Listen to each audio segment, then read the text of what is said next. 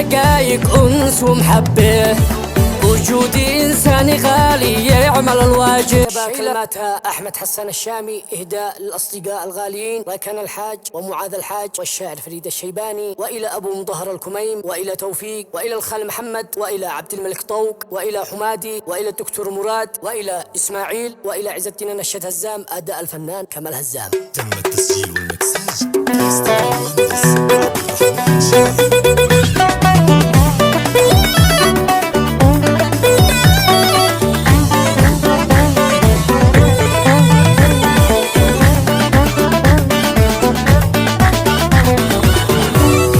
سلامي تنشر حروف بالعملة الصعبة، من قلبي شاعر يقول الشعر ويجاوب، يوصف بأحلى دقايق أنس ومحبة، وجودي إنساني غالي يعمل الواجب.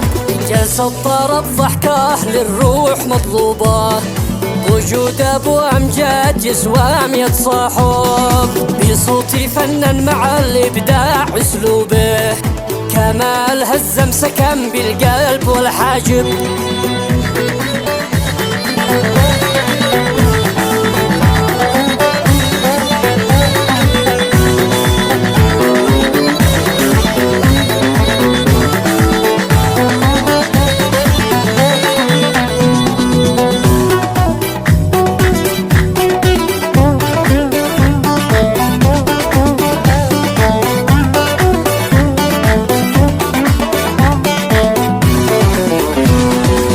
كان مثل الذهب الكل قد حبه، إنسان قايد وطول الوقت متجاوب، معاذ معروف من أهله ومن ربعه، شامخ بقوله بأصله ورايه الصايب.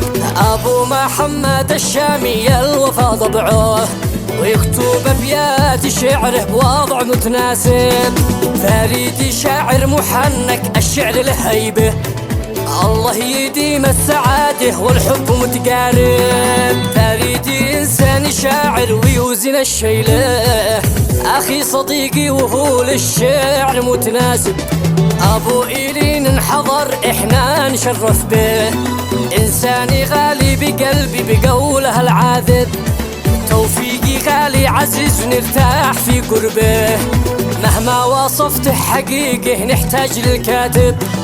أبو مظهر نسي الهم والغربة، وافراحنا عانقت أحلامنا يا رب، وافراحنا عانقت أحلامنا يا رب.